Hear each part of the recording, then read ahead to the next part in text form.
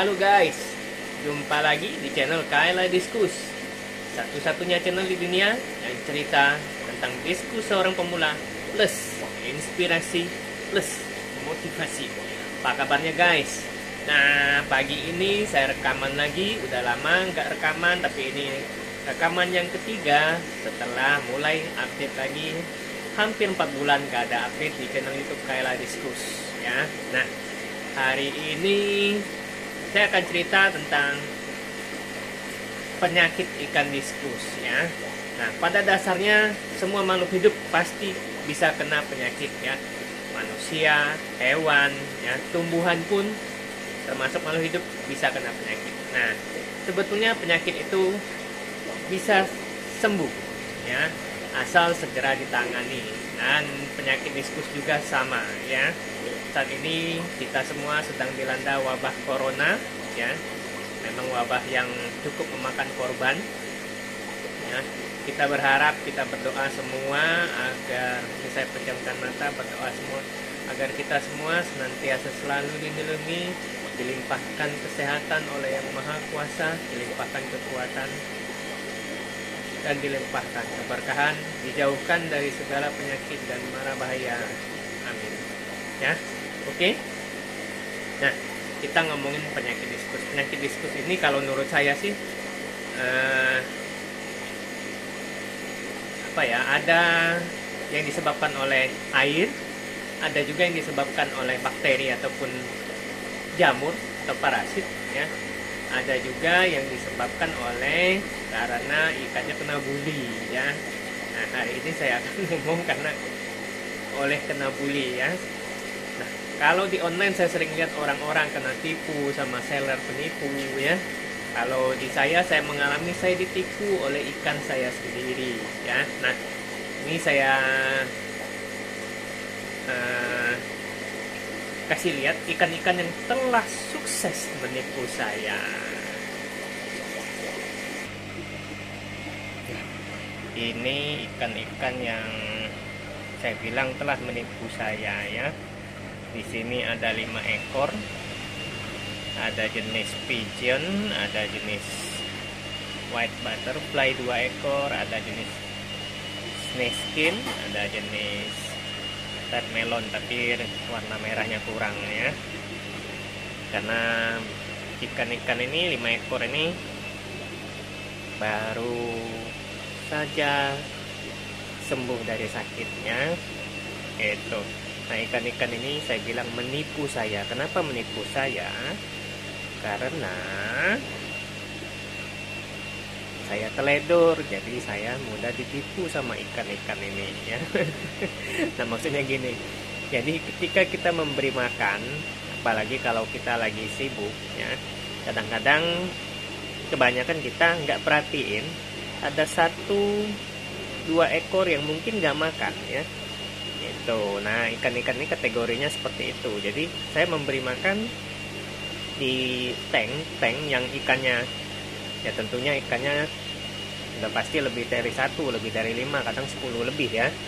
Komteng lah saya nyebutnya, ikan komteng itu gabungan beberapa ikan. Nah, saya kasih makan, nggak saya amatin, saya langsung kasih aja, udah itu saya tinggalin.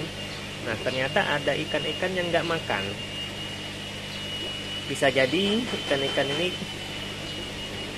nggak nafsu makan, bisa jadi juga dia ada sakit ataupun kena bully ya. Nah, dia nggak makan rupanya, dan itu nggak saya amati hingga beberapa hari, dan akhirnya ikannya mulai jadi kurus dan sakit ya. Dan kalau kurus berkepanjangan itu biasanya dikenal dengan istilah TBC ya. Itu. Dan TBC merupakan penyakit ya yang sulit disembuhkan ya. Nah, kalau menurut saya TBC itu bukan sulit disembuhkan, tapi butuh ekstra perawatan dan ketekunan dari yang punya ikannya, yaitu saya ya. Nah, ikan-ikan ini ada 1 yang sudah TBC, yang ini kelihatan nih sudah kurus ya, tapi coba lihat tuh, barusan saya kasih makan tadi perutnya gendut, berarti udah mulai makan ya. di yang satu ini nih, di kalau yang SS ini belum sampai TBC ya. Nah ikan-ikan ini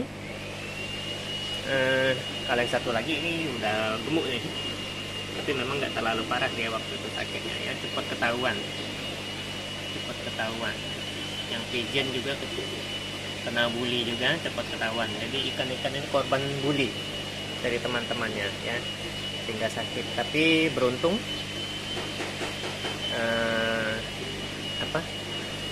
udah sembuh dan mulai makan ya.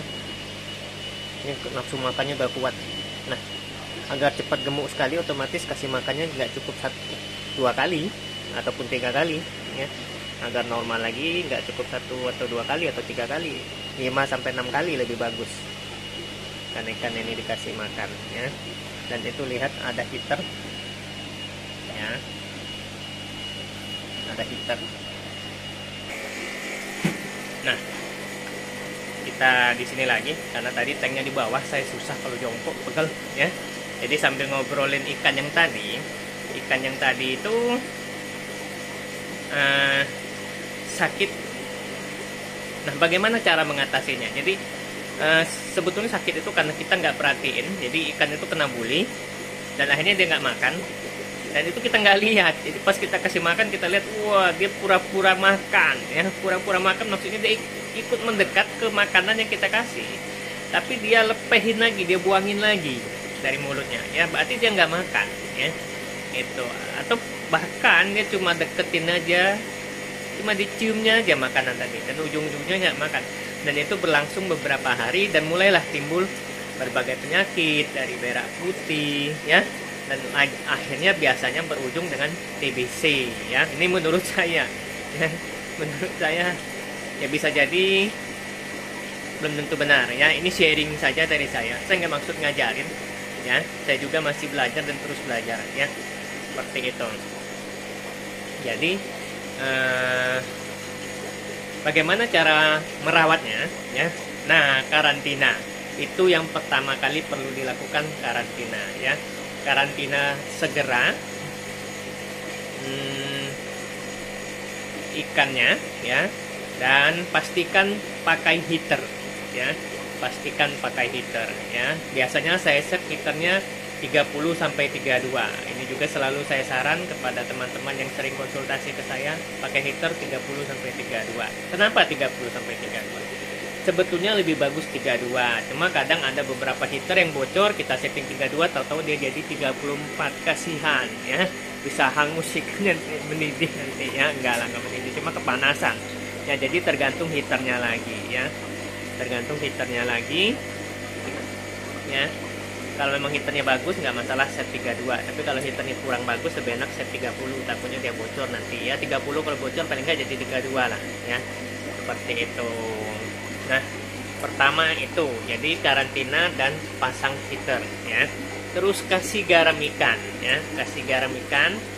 Kenapa? Karena garam ikan ini fungsinya untuk mengeluarkan imun si ikan ya. Ini menurut saya loh ya itu, kasih garam ikan gitu. Nah selanjutnya saya biarkan 1-2 hari. Kalau masih belum ada perubahan, kalau bagi saya baru saya kasih obat ya. Jadi nggak langsung hantam dengan obat ya. Siapa tahu dengan garam aja dan heater aja ikannya sudah mulai nafsu makan. Oh ya, pancing dengan makanan hidup seperti jentik biasanya kalau saya. Kalau udah makan berarti bagus, kita bisa mulai kasih dengan cabai ya, cacing beku seperti itu. Nah apalagi ya. Nah baru masuk obat kalau belum mau makan. Setelah kasih garam ikan baru masuk obat. Dan kuncinya untuk mengatasi TBC ini ya, kuncinya adalah, ini menurut saya lagi ya, saya nggak maksud ngajarin, bisa jadi apa yang saya sharing ini salah ya. Itu kuncinya adalah sering-sering rotasi air ya, sering-sering sifon atau ganti air. Cuma hati-hati kalau ganti air, kalau airnya nggak bagus. Saya pernah mengalami, saya ganti air atau air di sini mungkin lagi nggak bagus, tahu-tahu ikannya tambah stres ya. Paling nggak sering-sering sifon. Jadi ketika kasih makan dia nggak makan, sifon ya, sejam kemudian sifon. Nah, ya seperti itu. Atau kalau misal lagi sibuk, ya pas mau kasih makan selanjutnya disifon dulu yang sisa makanan ataupun kotoran yang ada, ya. Kalau misal kasih makannya 6 kali, ya paling enggak sifonnya 3 kali. Kalau bisa setiap kali habis kasih makan dan mau kasih makan berikutnya itu udah sifon, ya. Nah, kuncinya itu di suhu dan perputaran air. Ya, perputaran air ini bisa berupa sifon, sedot kotoran, ataupun water change. Kuncinya di situ, ya. Jadi obat bisa bekerja dengan maksimal, dengan optimal bila parameter airnya itu cocok, alias bagus untuk ikan diskus, ya. Jadi percuma kasih obat tapi airnya nggak bagus, akhirnya penyerapan obat terhadap ikan diskus tadi itu kurang optimal, ya.